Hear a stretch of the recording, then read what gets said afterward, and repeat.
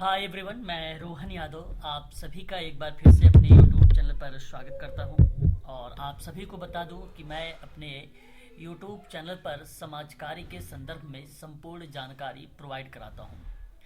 आज की जो हमारी ये क्लास होने वाली है ये समाजकारी से संबंधित है, जो कि हम लोग डिस्कस करने वाले हैं सोशल वर्क में महत्वपूर्ण प्रश्नों पर।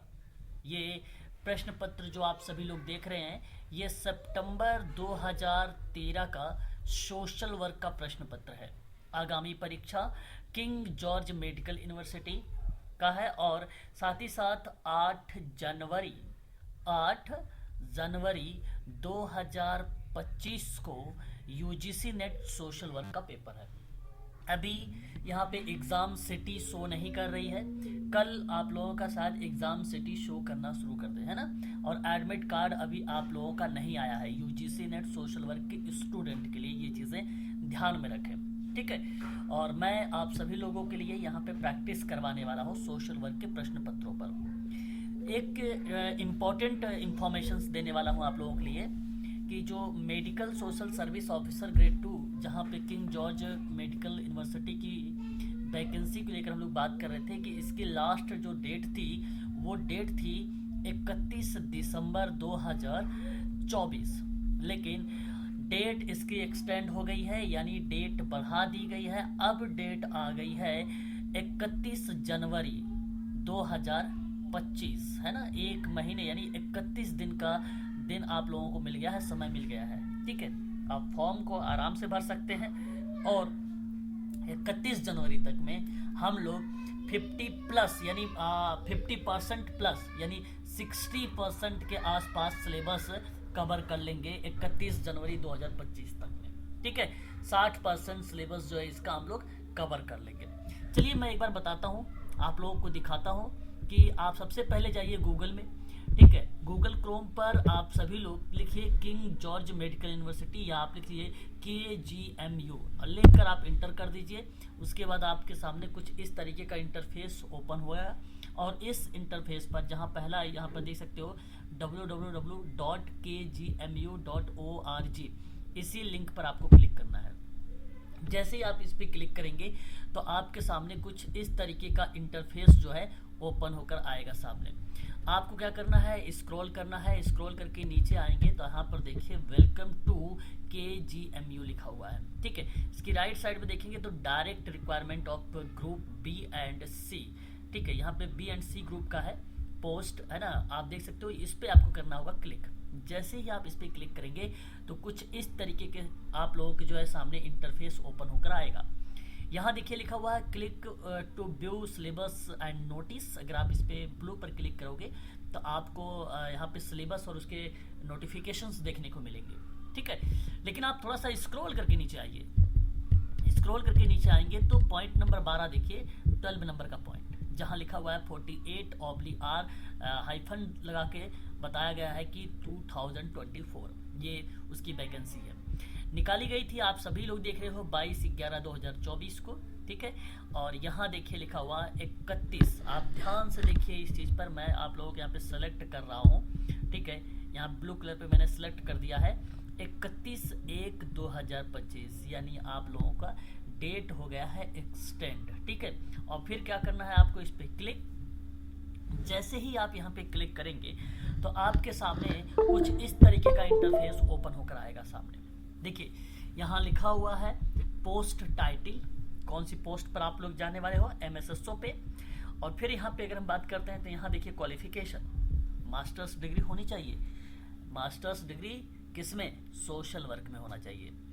MA सोशोलॉजी वाले स्टूडेंट नहीं, MA सोशल वर्क वाले स्टूडेंट, ठीक है।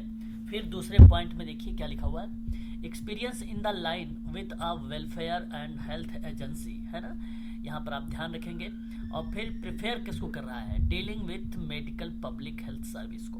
यदि आप किसी NGO के माध्यम से, कोई गवर्नमेंट संस्था के माध्यम से लोगों के कल्याण के बारे में बात किया है या उनके हेल्थ पे काम किया है आप लोगों ने, और आपके पास उसके संदर्भ में एक्सपीरियंस है, चाहे वो 2 महीने का हो, चाहे वो साल भर का हो, चाहे वो 6 महीने का हो, तो आप इस फॉर्म को अप्लाई कर सकते हो, ठीक है। नेक्स्ट आपको कहा गया है डिजायरेबल पॉइंट को लेकर नीचे वाले पे। तो स्पेशलाइजेशंस देखिए क्या कर रहा है, स्पेशलाइजेशंस जो है बाय एक्सपीरियंस और क्वालिफिकेशन और training in medical social work. मतलब आप देखिए डिजायरेबल का मतलब होता है कि अगर है तो अच्छी बात है, नहीं है तो भी कोई दिक्कत नहीं है, डिजायरेबल है ना। यहाँ पे कंपलसरी चीजों को नहीं दर्शाता है, तो क्योंकि यहाँ पे लिख दिया है साफ शब्दों में कि बाय एक्सपीरियंस।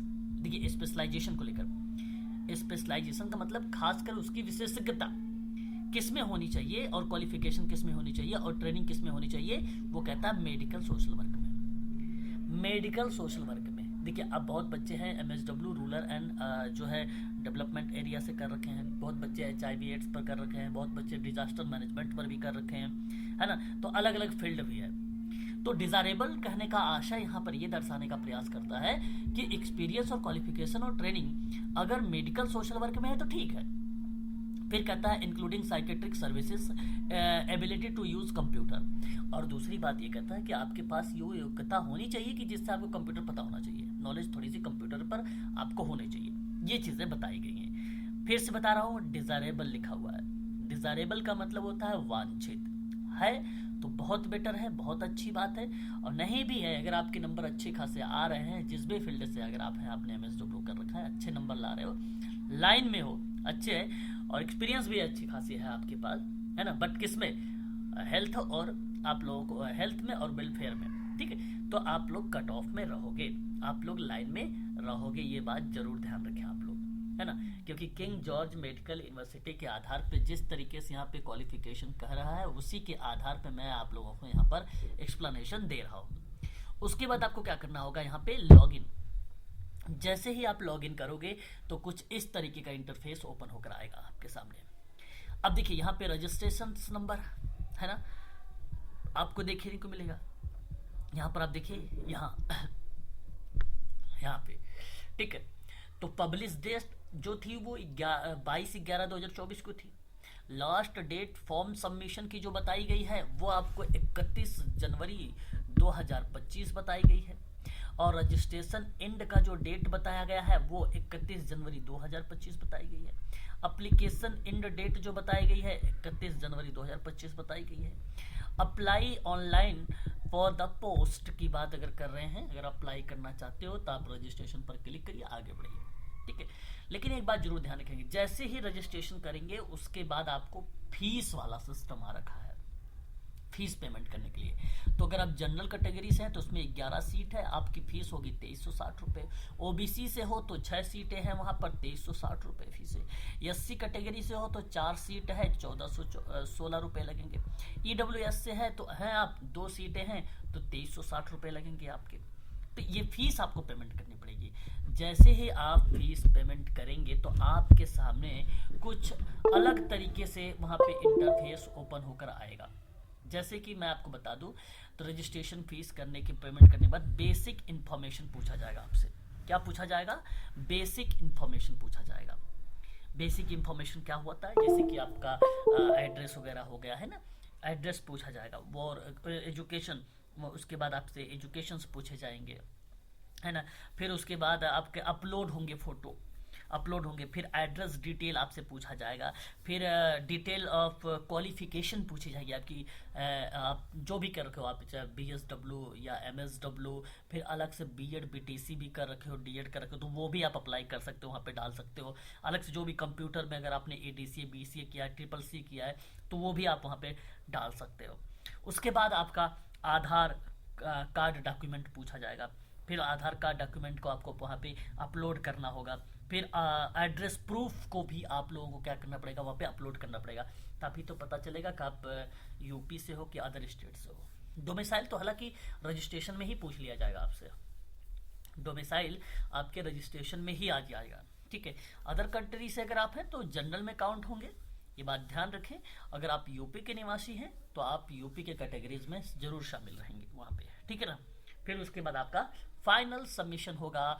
आप कर सकते हो तुरंत, या तो चाहो तो 31 जनवरी को भी कर सकते हो ना, ये आपके ऊपर डिपेंड करता है। तो जैसे ही फॉर्म फिल कर लेते हो उसके बाद तुरंत सबमिशन कर देते हो, वही सबसे बेटर ऑप्शन होता है कि नहीं। तो ये था बेसिक इंफॉर्मेशन, ठीक है। और स्टार्ट करते हैं हम लोग थोड़ा सा आगे के चीज़ों को लेकर मैं आप सबसे कह रहा था कि मैं आप सबसे डिस्कस करने वाला हूँ प्रश्नों को लेकर, है ना। अच्छा, मैं अपने यूट्यूब चैनल पर भी किंग जॉर्ज मेडिकल यूनिवर्सिटी की ऑनलाइन क्लासेस प्रोवाइड भी कराता हूँ, जैसा कि आप सब जानते भी हो, है ना। और इसकी फीस देखिए, नए साल के ऑफर पर आप सभी लोगों के लिए निकाला हूँ। इसकी फीस मात्र 3000, ठीक है। ये 3000 है। आज 1 जनवरी है और आज के दिन तक ही ये 3000 की जो है फीस रखी गई है। वहीं यूजीसी नेट की अगर हम लोग बात करते हैं तो इसकी फीस 3500 रुपये रखी गई है जून 2025 के लिए, ठीक है। तो अधिक अगर जानकारी आपको चाहिए तो आप मेरा कॉन्टैक्ट नंबर नोट कर लीजिए, या तो डिस्क्रिप्शन में भी नंबर आपको मिल जाएगा। मेरा नंबर है 8506031308, ठीक है। ये मेरा कॉन्टैक्ट नंबर है, ठीक है। इस पर आप व्हाट्सअप भी कर सकते हो, कॉल भी कर सकते हो, ठीक है। सारा अगर हम बात करें, कोई भी इन्फॉर्मेशन अगर आपको लेनी है सोशल वर्क के बारे में तो आप हमसे ले सकते हो। मेडिकल सोशल वर्क और सोशल वर्क के संबंध में ही मेरा ये यूट्यूब चैनल है, ठीक है। चलिए बात करते हैं प्रश्न पर। प्रश्न पहला, निम्नलिखित में से क्या देश के सामाजिक विकास का सूचक नहीं है? ये प्रश्न है, आपके सामने प्रश्न दिए गए हैं। अच्छा, आप लोग ना कमेंट करके जरूर बताइएगा कितने सवाल आपके सही गए हैं, ठीक है। तो निम्नलिखित में से क्या देश के सामाजिक विकास का सूचक नहीं है? तो न्यायालयों में मुकदमेबाजी का प्रभाव, आपका विकल्प जो जाएगा वो सी वाला विकल्प आपका सही माना जाएगा। ये सामाजिक विकास का सूचक नहीं है, ठीक है। बाकी शिशु मृत्यु दर हो गया, औसत जीवन अवधि हो गया, साक्षरता की दर हो गई, ये सभी सामाजिक विकास के सूचक हैं। क्वेश्चन नंबर 2, बाल विकास निरोध अधिनियम किस वर्ष अधिनियमित हुआ था? है ना। The child marriage retrain act was entered, है ना, इन द ईयर 1929। सही विकल्प हो जाएगा ऑप्शन नंबर ए, ठीक है। क्वेश्चन नंबर 3, मौखिक संप्रेषण के कौशल का श्रेष्ठ उदाहरण कौन सा हो सकता है? क्वेश्चन नंबर आपके सामने तीसरा, the best example of verbal communication skill is completion, जिसको आप बोलते हो एक प्रकार से मौखिक प्रस्तुतिकरण में निपुणता, ठीक है। ये आपका सही हो जाएगा option number B. Question number 4, स्वीकृति समाज कार्य का एक सिद्धांत है। मैं पढ़ा चुका हूँ किंग जॉर्ज मेडिकल यूनिवर्सिटी को, और यूजीसी नेट को भी ये टॉपिक हो चुका है, ठीक है। तो acceptance is a principle of social work which implies, यानी यहाँ इसका मीनिंग बताना है आपको, स्वीकृति का, अनुमोदन का क्या अर्थ होना चाहिए। तो देखिए तीसरा विकल्प, सेवार्थी जैसा या जैसी भी है वैसा ही उसे आपको स्वीकार कर लेना है। ये बर्था रेनॉल्ड ने कहा है। किसने कहा है ये बात? बर्था रेनॉल्ड ने कहा है ये बात, जरूर ध्यान रखेंगे, रेनॉल्ड, ठीक है। यहाँ पे ऑप्शन सी सही हो जाएगा। देखो, mongolism is the type of mental retardation, है ना। ये एक प्रकार की, अगर मैं बात करता हूँ तो डिसऑर्डर है, ठीक है। ये एक प्रकार का डिसऑर्डर है ना। डाउन सिंड्रोम से मिलता जुलता रहता है मंगोलिज्म, और मैं आपको पढ़ाऊंगा इस बीमारी के बारे में, मेरा निश्चित रहे। अनुलोम विवाह क्या होता है? क्वेश्चन नंबर 6, अनुलोम विवाह क्या होता है? अनुलोम विवाह क्या होता है? तो जो हायर कास्ट मैन होता है वो मैरी करता है लोअर कास्ट वुमेन से। तो उच्च जाति के पुरुष के द्वारा निम्न जाति के महिला के साथ अगर वो विवाह कर रहा है तो उसे हम लोग अनुलोम का पाठ कहते हैं। उसे क्या बोलते हैं? अनुलोम का पाठ, ठीक है। क्वेश्चन नंबर नेक्स्ट देखिए, विशिष्टता, आइडेंटिटी बनाम भूमिका संभ्रांति, इसका मतलब देखिए मैं इसके बारे में पढ़ाने वाला हूँ भाई, हाल ही में क्लास चलेगी आप लोगों की इसकी, है ना। तो ध्यान रखेंगे, ये एरिक्सन का एक मनोसामाजिक विकास का सिद्धांत है जिसमें 8 अवस्था बताया है, जिसमें से ये एक अवस्था दी गई है। तो इसका सही विकल्प जो होगा ना, ये जो भूमिका संभ्रांति और पहचान के बारे में बात होती है, ये किशोरावस्था में बात होती है। विकल्प आपका डी करेक्ट हो जाएगा यहाँ पर, किशोरावस्था जो 12 से लेकर 18 वर्ष है। उसके बाद बात करते हैं हम लोग क्वेश्चन नंबर 8, वर्ष 1992 का रियो अर्थ शिखर सम्मेलन किस विषय से संबंधित रहा है? क्वेश्चन नंबर 8 में द रियो अर्थ समिट है। तो विकल्प क्या होना चाहिए? सस्टेनेबल डेवलपमेंट, ऑप्शन नंबर आपका पहला सही हो जाएगा। क्वेश्चन नंबर 9 की बात अगर हम लोग करते हैं, बड़ा ही आसान सवाल है और आशा करता हूँ आप सभी लोगों को पता भी होगा इसके बारे में। तो जैसे कि social work education and social work practice in in India की बात अगर हम लोग कर रहे हैं तो इसका टीके नायर का नाम आ जाता है। एंड इंट्रोडक्शन टू सोशल जो है साइकोलॉजी के बारे में अगर हम लोग बात करते हैं तो यहाँ पे बी कुप्पुस्वामी का नाम मिल जाता है। ठीक है, सोशल ग्रुप वर्क प्रैक्टिस आप विल्सन एंड राइलैंड का नाम लगा सकते हैं। Social work research method for the helping process तो आप नाम लगा सकते हैं पोलांस्की का नाम। ठीक है, विकल्प में ढूंढना है हम लोगों को, पहले का दूसरा है, दूसरे का पहला, उसके बाद देखिए ऑप्शन नंबर सेकंड वाला, सेकंड विकल्प आपका सही है यहाँ पे। ठीक है, आगे बढ़ेंगे, अगले सवाल की तरफ रुख करेंगे। क्वेश्चन नंबर 10, सिगमंड फ्रायड के द्वारा यह दावा करता है कि यौन मूल प्रवृत्तियां मानव के समस्त प्रयासों का स्रोत होती हैं। क्या ये बात सत्य है? बिल्कुल, ये आप कह सकते हो कि ये जो है ये ट्रूथ है, यानी सत्य है। और सामाजिक मनोवैज्ञानिक ने मूल प्रवृत्तियों के संबंध में मानव व्यवहार की व्याख्या करने का प्रयास भी किया, ये भी सही है, यानी ए आर दोनों करेक्ट है ना। ए अगर ऑप्शन में बात अगर हम करते हैं तो कहता है both A and R are true. Question number 11, समाज कार्य व्यवसाय परिवार को अपने आप में महत्वपूर्ण व्यवस्था मानता है। ये बात आप भलीभांति तरीके से पता होगा आप सबको कि ये करेक्ट जवाब है। वहीं कहता है आप लोगों से कि एक इकाई के रूप में कौन? परिवार आता है, ये बात जानते हैं आप लोग। फिर परिवार अध्ययन और हस्तक्षेप के लिए उपयुक्त होता है, बिल्कुल सही बात है, और व्याख्या भी हो रही है। ऑप्शन नंबर बी यहाँ पे करेक्ट जवाब हो जाएगा। क्वेश्चन नंबर 12, बोनस भुगतान अधिनियम बहुत ही फेमस रहा है और ये 1947 का माना जाता है। बोनस 1965 है ये। बोनस भुगतान अधिनियम 1965 का माना जाएगा। उपादान भुगतान अधिनियम की बात अगर हम लोग करेंगे तो ये 1972 का माना जाएगा। मजदूरी भुगतान अधिनियम की अगर हम लोग बात करेंगे तो ये आपका 1936 माना जाएगा। न्यूनतम मजदूरी अधिनियम की अगर हम लोग बात करेंगे तो 1948 का माना जाएगा।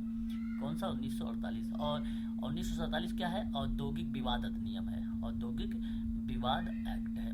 ठीक है, तो विकल्प में आप ढूंढिएगा तो ऑप्शन नंबर अगर आपको यहाँ पर देखने को मिलेगा तो वो ऑप्शन आपका पहला मिल जाएगा, ऑप्शन ए सही हो जाएगा। ठीक है, याद रखने वाली चीज़ है ये सारी की सारी।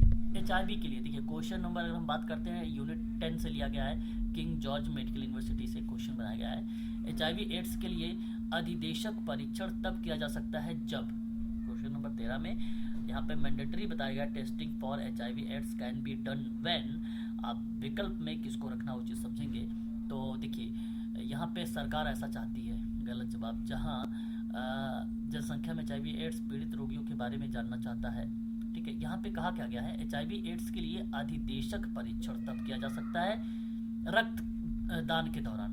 सही विकल्प आपका यहाँ पर केवल 4 होगा, बस सिर्फ 4, ऑप्शन डी होगा करेक्ट, है ना, केवल 4 होगा।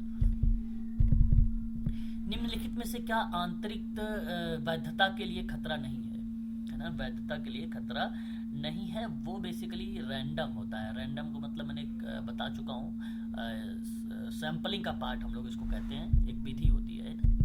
शोधकर्ता जिस परिकल्पना के आधार पर न सिर्फ बलपूर्वक यह कहता है कि चर संबंधित पाए जाएंगे परंतु उनके संबंध की दिशा का भी पूर्वानुमान लगाता है। ये ऑलरेडी एक प्रकार से हाइपोथेसिस की परिभाषा यहाँ पे डिफाइन कर दिया है ना। तो मैं आप सबसे कहूँगा कि वन टेल्ड एक परीक्षण आप कह सकते हो, है ना, टेस्ट है, वन टेल्ड, टू टेल्ड, है ना। और बेसिकली ये जो डिफाइन किया गया है कि बताया गया है कि उनके संबंध की दिशा भी पूर्वानुमानित करता है परंतु परिकल्पना के आधार पे, तो वो वन टेल्ड टेस्ट का पार्ट बनता है। विकल्प आपका पहला सही होगा, एक पुच्छ इसको कहा जाता है।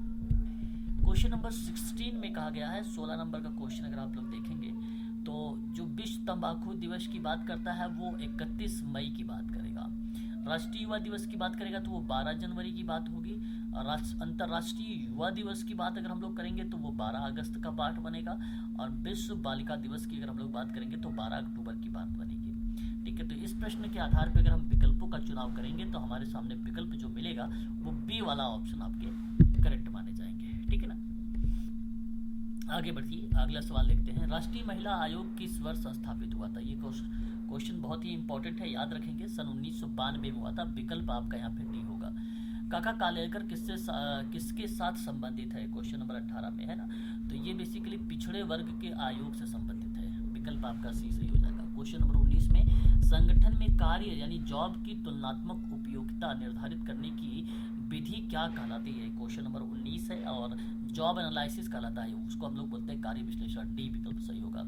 क्वेश्चन नंबर 20 की अगर हम लोग बात करते हैं, यहाँ पे देखिए अगर आपको एक्ट मालूम है तो आप भली भांति तरीके से इस प्रश्न का जवाब भी बता पाओगे, क्योंकि मैंने आपको बताया पहले भी है कि आपको एक्ट पता होना चाहिए। ठीक है, द एम्प्लॉयज स्टेट इंश्योरेंस एक एक्ट है जिसे आप ESI के एक्ट के नाम से जानते हैं, वो एक्ट 1948 का आता है। भविष्य निधि एक्ट की बात अगर हम लोग करते हैं तो यह एक्ट 1952 को रिलेट कराता है। ठीक है, ये चीज़ आपको ध्यान रखना होगा।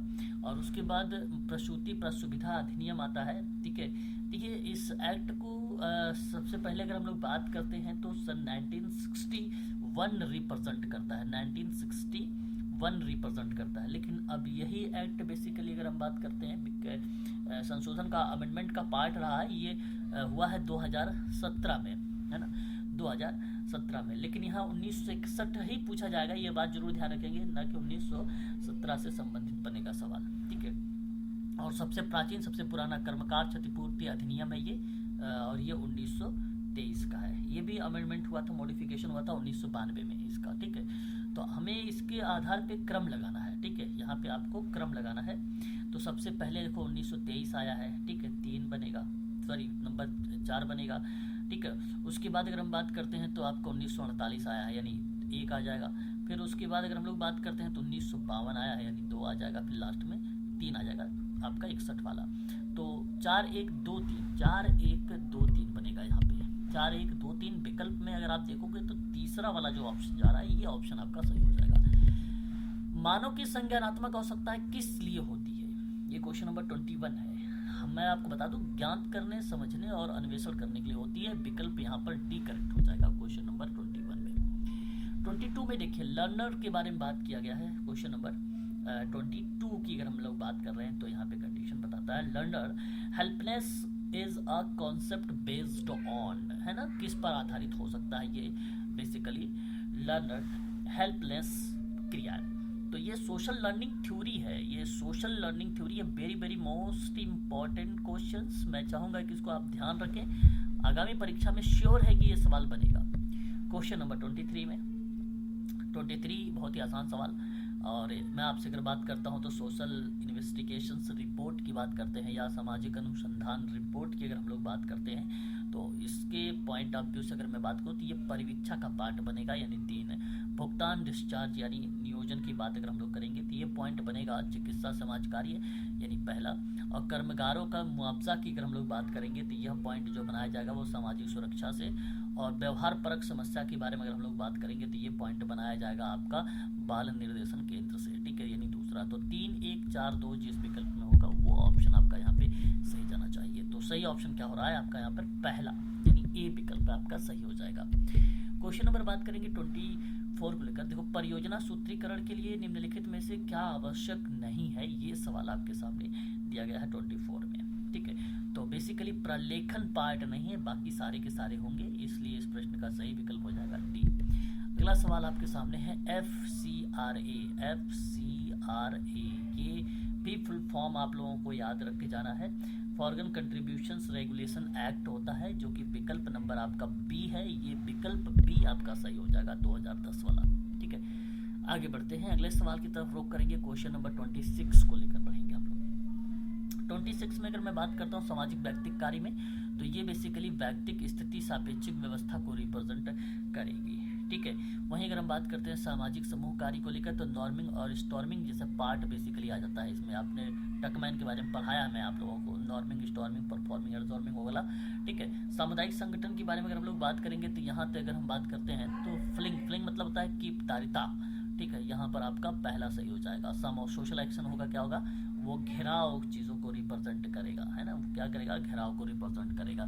सही विकल्प में अगर आप देखेंगे यहाँ पर तो यहाँ पे ये 2 हो गया, ये आपका पहला हो गया, ये आपका चौथा है, ये आपका चौथा है। तो 3 4 1 2 3 4 1 2 3 4 1 2 विकल्प आपका बी ऑप्शन सही हो जाएगा इस प्रश्न का। ठीक है, निम्नलिखित में से कौन सा उपचार यानी ट्रीटमेंट समूह नहीं है? क्वेश्चन नंबर 27 में आप सभी लोग कहोगे कि अध्ययन जो दल होता है ना, ये ट्रीटमेंट ग्रुप का पार्ट नहीं है ना। स्त्री अवशिष्ट रूपेण एक एक्ट रहा है, बड़ा फेमस रहा है, परीक्षा के लिए ये भी प्रश्न इंपॉर्टेंट रहेगा 28 वाला, ध्यान रखेंगे। सन 1986 का रहा है, विकल्प बी आपका यहाँ पे करेक्ट माना जाएगा। क्वेश्चन नंबर 29, निम्नलिखित में से कौन सी शासन क्रियाविधि गैर सरकारी संगठनों में नीति निर्माण के उच्चतम संस्था के रूप में रिप्रेजेंट की गई है? वो जनरल बॉडीज होती है जिसको हम लोग बोलते हैं महासभा। ऑप्शन नंबर ए करेक्ट हो जाएगा इस प्रश्न का जवाब। क्वेश्चन नंबर 30 में आपसे क्या बताने का प्रयास किया गया है? अगर मैं आपसे बात करता हूँ, एक्टोविया हिल का नाम आप लोगों ने सुना होगा। एक्टोविया हिल जो है रिप्रेजेंट करेंगे आवास गृह संबंधित सुधार यानी 4। मुर्रेजी रॉस के बारे में अगर मैं आप लोगों से बात करता हूँ तो ये सामुदायिक संगठन का पार्ट है, आप लोगों को कई बार पढ़ा चुका हूँ। अब आप सभी लोग देख रहे भी होंगे MSO वाले बच्चे की जो चीज़ें पढ़ाई गई हैं वो सोशल वर्क में कहीं ना कहीं सवाल बना के पूछा गया है ना। जो चीज़ें करवा चुका हूँ उसके संदर्भ में जो भी सवाल आ रहे होंगे, आप उम्मीद करता हूँ कि आप सभी लोग सही कर रहे होंगे उस सवाल को। HS पार्लियामेंट पढ़ा चुका हूँ, आप समस्या समाधान का उपागम बता सकते हो पहले वाले को। गैसल कोनफ का बचे एक है जो कि रिलेट करा देते हैं ये किसको? सामाजिक समूह कार्य को, ठीक है। तो आप देखिए जिसमें 4 3 1 2 आ रहा होगा, 4 3 1 2 आ रहा है ऑप्शन नंबर सी में, यानी थर्ड में ये ऑप्शन आपका सही हो जाएगा। क्वेश्चन नंबर 31, शोध में वस्तुपरकता जिसका अर्थ होता है साक्ष्य को निष्पक्षता से जांच करने की उत्सुकता और क्षमता क्या कहलाती है? 31, और मैं आप सबसे कहूँगा कि ये सीने का none of the scientific method होता है, और मैं आप सबसे कहूँगा कि क्वेश्चन नंबर जो आपका यहाँ पे 31 है वो विकल्प आपका डी करेक्ट माना जाएगा, ठीक है। देखिए साइन क्वा none of the scientific method ये होता क्या है मैं आपको बता दूं, बहुत ही आसान है ये चीज़ों को समझने के लिए, और सिंपल सीधे सीधे कहता है कि प्रोफेशनलिज्म तरीके से, साइंटिफिक तरीके से, लॉजिकली तरीके से, देखिए किसी चीज़ को डिफाइन करने की बात या किसी चीज़ को सही तरीके से डिफाइन करने की क्रिया में इसका नाम लिया जाता है, ठीक है। तो अनुसंधान के लिए अनिवार्य क्या क्या मानी जा सकती हैं? कुछ आवश्यक शर्तें हैं, ठीक है। मेरी बात को फिर सुनिए, अनुसंधान के लिए कुछ चीज़ें बेसिकली क्या है अनिवार्य मानी जाती हैं, कुछ शर्तें, जैसे नंबर 1 पॉइंट पे आ जाता है व्यावसायिकता, ठीक है, जो कि सीने की none of the scientific method है ये व्यावसायिकता, ठीक है, पहला पॉइंट। दूसरा पॉइंट याद रखिएगा वैज्ञानिक अखंडता, वैज्ञानिक अखंडता। तीसरा पॉइंट याद रखिएगा तार्किकता, तार्किकता। चौथा पॉइंट याद रखेंगे स्वायत्तता, स्वायत्तता। पांचवा लास्ट पॉइंट याद रखेंगे नैतिकता। ये ही है सीने का none of the scientific method. मैं आपको इसके बारे में पढ़ाऊंगा ऑनलाइन क्लासेस में, ठीक है। आगे बढ़ते हैं क्वेश्चन नंबर 32 के बारे में। सहभागी विकास में लोगों की सहभागिता क्या होती है? क्वेश्चन नंबर 32 में आसान सवाल है, आप जवाब दे सकते हो कि विकास का केवल साधन है और उसका साध्य नहीं है, और यही बात सही है पार्टिसिपेट डेवलपमेंट के अंतर्गत अगर मैं बात करता हूँ तो, ठीक है। Option number D is the right answer. Question number 33, यदि सेवार्थी वाचिक आपेक्ष करने पर अड़ा रहता है तो किस तकनीक का उपयोग किया जाता है? क्लाइंट इस चीज पर बताया गया है कि भाई verbal attack in the technique used by fogging. Fogging means होता है धूमिल करना। क्वेश्चन नंबर अगर हम बात करते हैं 33 का, तो ऑप्शन नंबर जो वहां पर जाएगा आपका सी विकल्प सही होगा, फॉगिंग। देखिए यहाँ ये सभी जो है ना वाचिक सापेक्ष करने पर अगर कोई व्यक्ति अड़ा है तो उस समय कुछ टेक्निक का प्रयोग होता है ना, कुछ टेक्निक का प्रयोग होता है जिसमें से एक शब्द शामिल होता है फॉगिंग, धुंध करना, या एक प्रकार से आप ऐसा कह सकते हो कि चीज़ों को धूमिल करना। फॉगिंग, फॉगिंग का अर्थ कई चीज़ों में लिखा है। फॉगिंग एक प्रकार का जिसमें पानी का उपयोग करके हवा में सूक्ष्म धूल कण जो है छोड़े जाते हैं, वो भी फॉगिंग का पार्ट होते हैं।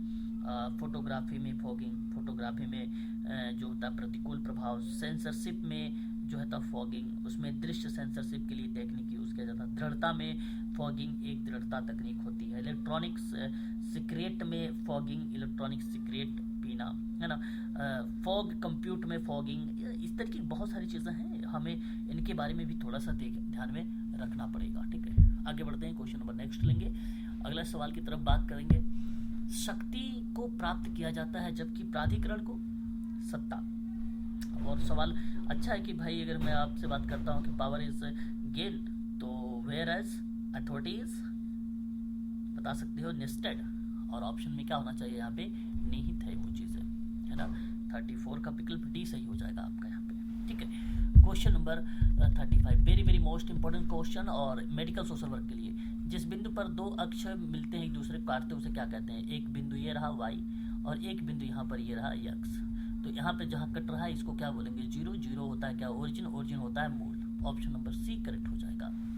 क्वेश्चन नंबर 36, किसी भी आंकड़ा समुच्चय में जो मान सर्वाधिक बार दोहराया जाता है उसे कहा जाता है क्या। मान ली कोई दी गई पंक्ति है, उसमें एक संख्या है और वो संख्या बार बार अगर रिपीट हो रही है, तो जैसे मैंने यहाँ पर देखो 1, यहाँ पे 2 लिखा है, यहाँ पे दूसरा 2, यहाँ पे तीसरा 2, यहाँ पे चौथा 2, यानी ये संख्या सबसे ज़्यादा लिखा है मैंने 2, तो ये बहुलक का पार्ट बन गया। तो इसलिए 36 का जो विकल्प होना चाहिए वो ऑप्शन नंबर आपका बी होना चाहिए, मोड होना चाहिए। क्या होना चाहिए, मोड। 37, निम्नलिखित में से किसने कहा कि भाई मानवाधिकार को समझने के लिए न्याय अति महत्वपूर्ण होता है। न्याय अति महत्वपूर्ण होता है, जॉन, अगर हम बात करते हैं जॉन रॉल ने कहा ये बात। ऑप्शन नंबर बी करेक्ट हो जाएगा। मानवाधिकार सार्वभौमिक घोषणा देखो ये करवा दिया है भाई, ये बता दोगे आप 1948, विकल्प डी हो जाएगा। 39 में देखिए, केस फाइलों को संभाल कर रखना मनोचिकित्सकीय सामाजिक कार्यकर्ता का महत्वपूर्ण कर्तव्य है। भाई ये काम तो आपको किंग जॉर्ज मेडिकल यूनिवर्सिटी में करना होगा, है कि नहीं। और भी जहाँ पे आप सोशल वर्कर हैं वहाँ पे तो आपको ये काम करना पड़ेगा। तो ये बात तो सही है, इसमें कोई दो राय नहीं है। दूसरी बात कहा कि केस फाइल मानसिक स्वास्थ्य शोध में आंकड़ा संकलन के लिए महत्वपूर्ण स्रोत है, ये भी बात सही है। और ये क्रियाएं इसको डिफाइन भी करती है। तो मैं आप लोगों से कह सकता हूँ कि यहाँ पर जो विकल्प जाएगा वो आपका विकल्प भी सही होगा। देखिए, लेकिन यहाँ मनोचिकित्सकीय रखा हुआ है, यहाँ पे देखिए मानसिक स्वास्थ्य संबंध में आंकड़ों को संकलन करने के लिए रखा है, तो इसलिए इसकी व्याख्या नहीं होगी, है ना। यहाँ पर इसकी व्याख्या नहीं होगा। ऑप्शन नंबर बी आपका यहाँ पर करेक्ट माना जाएगा, एक्सप्लेनेशन नहीं होगा, ठीक है। ये बात जरूर ध्यान रखेंगे। मानव संसाधन प्रबंधन की उच्चतम या उत्तम कोटि का मानव होना चाहिए, क्वेश्चन नंबर 40 में। चलिए ठीक बात है, आप सही कह रहे हैं, ये पॉइंट में आपको सही कर देता है और करना भी पड़ेगा। मानवीय मूल्य और नैतिकता प्रबंधन शिक्षा के लिए अनिवार्य अंश होना चाहिए, और ये भी बात सही है, जो कि क्रिया उच्चतम या उत्तम कोटि का माना जाएगा। तो मैं आप सबसे कहूंगा कि यहाँ पर व्याख्या होगी, विकल्प बी सही हो जाएगा क्वेश्चन नंबर 40 का। क्वेश्चन नंबर 41, जब व्यावसायिक समाजकार अभ्यास या व्यवहार रूप में कार्य करता है तो वे दिए गए समाजकारी में समस्या को गहनता को कम कर देता है। ये बात देखो सही है, व्यावसायिक समाजकारी अभ्यास में व्यवहार का कार्य करता है तो वहाँ पे वे दिए गए जो समाजकारी की समस्या हो उसकी गहनता में हमें क्या होती है, कम कर सकता है। फिर कहता है व्यावसायिक सामाजिक कार्यकर्ता जब निपुण रहेगा, विश्वास विकसित नहीं कर पाएगा तो वे जटिल सामाजिक समस्याओं को संबोधित भी नहीं कर पाएगा। ये बात भी सही है क्वेश्चन नंबर 41 में। तो यहाँ मैं आपसे कहूँगा कि दोनों सही है, बस इस चीज़ को ध्यान में रखिएगा। और ऑप्शन नंबर सी आप लगा सकते हो। संगठन या सरकार के द्वारा क्रिया निर्देशन देने वाली दिशा निर्देशों का समूह क्या कहलाता है, क्वेश्चन नंबर, तो आप सभी लोग कह सकते हो सोशल पॉलिसी, सामाजिक नीति, ठीक है। आगे बढ़ेंगे, क्वेश्चन नंबर नेक्स्ट लेंगे। यहाँ पर देखिए 43 में आपको सम्मिलित करने के संदर्भ में है 43, और आसानी से आप जवाब बता सकते हो। हाइड्रोफोबिया के बारे में अगर प्रश्न बनाया गया है तो वह आप इसको कहोगे जल से भय लगता है भाई। निट्रोफोबिया के बारे में अगर आप लोग बात करोगे तो अंधकार से भय लगता है। एक्रोफोबिया के बारे में अगर आप लोग जिक्र करोगे तो ये कहोगे ऊंचाई से डर लगता है। पायरोफोबिया के बारे में अगर आप लोग बात करोगे तो आग से। तो 3 2 1 4 3 2 1 4 ऑप्शन डी आपका यहाँ पे सही हो जाएगा। क्वेश्चन नंबर 44, मादक पदार्थों का दुरुपयोग बढ़ रहा है, क्वेश्चन नंबर 44 में, ठीक है। अगर मैं आपसे बात करता हूँ तो यानी इसका मतलब है ये स्टेटमेंट सही है। परिवार और नियंत्रण तथा अंतर पीढ़ी संप्रेषण भी कम हो रहा है, रीजन यही है, इसका मतलब इसका व्याख्या भी हो रहा है। ऑप्शन नंबर आपका डी भी यहाँ पे सही हो जाएगा।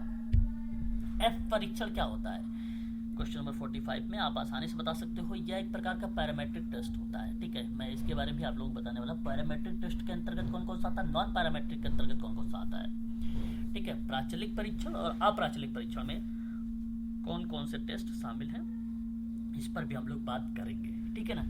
आगे देखेंगे। अब अगला सवाल यहाँ पर देखिए गद्यांश है। मैं आप लोगों से इस पे ट्रिक भी पहले भी बता चुका हूँ और 2 क्लासेस में और लेने वाला हूँ इसके लिए। गद्यांश की थोड़ी सी ट्रिक बनाने के लिए। आपको ट्रिक बना के दूंगा कि कौन सी ट्रिक के आधार पे कैसे आप ऐसे गद्यांशों में कम समय में प्रश्न को सही करोगे। ठीक है, तो ये ऑनलाइन क्लासेस में मैं आप लोगों को बताऊंगा। ठीक है, तो आज के लिए बस केवल इतना ही रखिए आप सभी लोग। और यदि आप KGMU का तैयारी कर रहे हो या आप UGC नेट की तैयारी अगर आप कर रहे हो, तो अगर आप उससे सोशल वर्क के संदर्भ में जानकारी लेना चाहते हैं तो मेरा कॉन्टेक्ट नंबर है 8506031308 पर। ठीक है, आप हमसे संपर्क कर सकते हो। 8506031308 पर आप हमसे संपर्क कर सकते हो। और यहाँ केवल सोशल वर्क के संदर्भ में आप लोगों को सारी चीज़ें बताई जाएगी। ठीक है ना। तो क्लासेस एक UGC नेट की चलती है हमारे यहाँ, और एक क्लास चलती है किंग जॉर्ज मेडिकल यूनिवर्सिटी की। इसका जो समय रखा गया है शाम को 5:45 रखा गया है, जिसमें फीस इसकी मात्र 3000 रखी गई है।